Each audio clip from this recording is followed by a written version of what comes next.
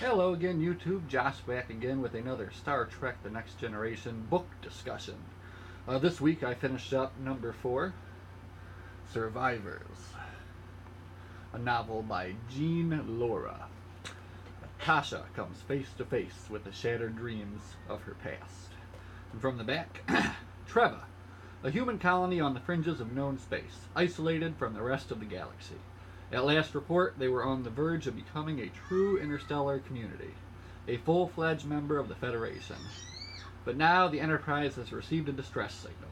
Treva is in the throes of a violent revolution, a revolution led by a merciless warlord who has committed countless atrocities in the name of freedom.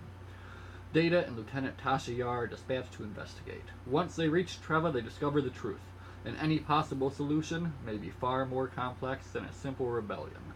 For Treva's president wants more than Starfleet's good words in her fight against the rebels. She wants their weapons. And before the battle is over, she means to get them. Over Data and Yar's dead bodies, if necessary. So I just finished reading this a few days ago, and I definitely liked it. Like I said last week, this book, I figured it would be heavily focused on Tasha Yar. It basically comes in right before the final episode, so this is kind of the lead up to the final episode. And the way it's written initially, it starts out with basically one chapter. You get kind of a look back into Tasha Yar's life, and then you get a chapter of the present, and then these two kind of go back and forth until the past and the present meet.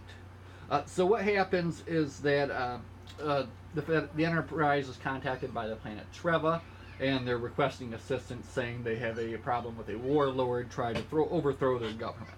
So the president of Treva calls the Enterprise, and Data and Yar are dispatched via shuttlecraft to kind of determine what kind of assistance the Federation can do for them. So the Enterprise is off on another mission. Data and Yar are sent off.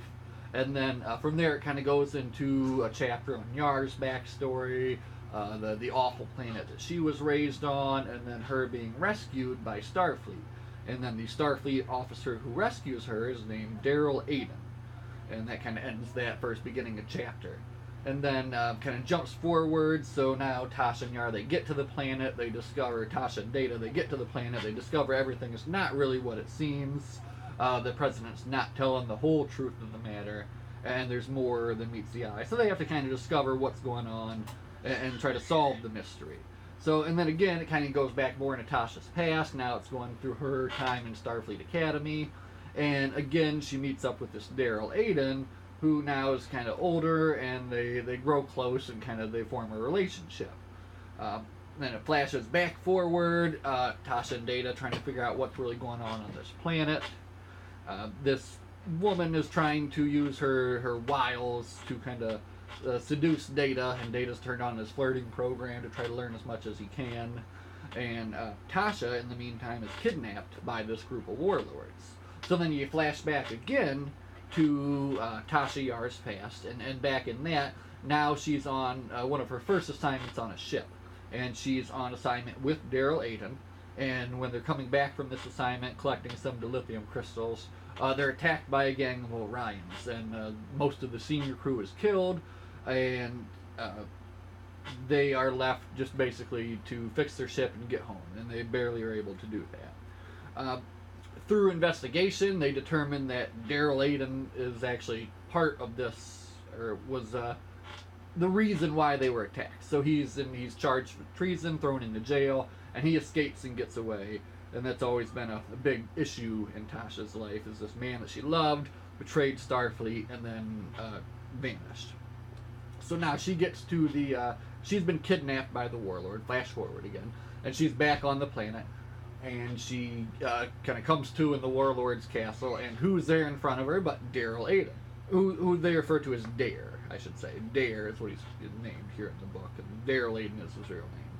So it turns out that Dare has been kind of like a intergalactic mercenary for hire, helping people out when they need help. And the real story here on this planet is that this president is the one that is taking control of the people, and the warlords are actually the newly elected kind of people trying to take things back.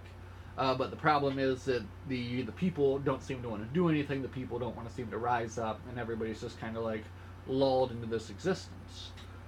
Back with the president, Data has done some sleuthing around, and he has discovered what's really happening. And so he kind of unravels the mystery, escapes, and we're back. Okay.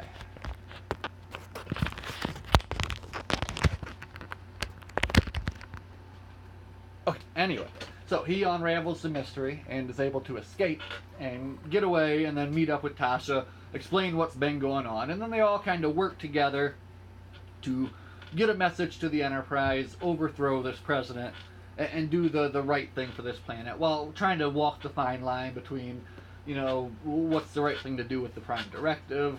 We don't want to interfere with these people. So, very good, very interesting look at Tasha Yar's character. Being able to see kind of everything that has gone on in her past and kind of look into her mind. So that was all very good. I think this is upside down. Oh, for Pete's sake, Josh. Okay.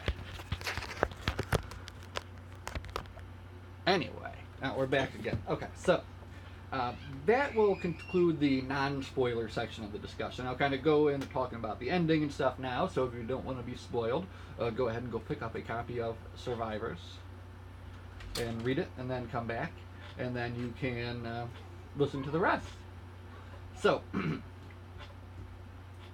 what Data found out was that basically this president is using drugs in the water to lull her citizenry into basically just doing nothing. They just sit, they watch TV all day, and they don't really care about doing what's right for their world anymore. So they all develop a plan that they need to basically get these drugs out of the system of the water, and if they do that, then the people seeing this would then want to rise up and fight against her.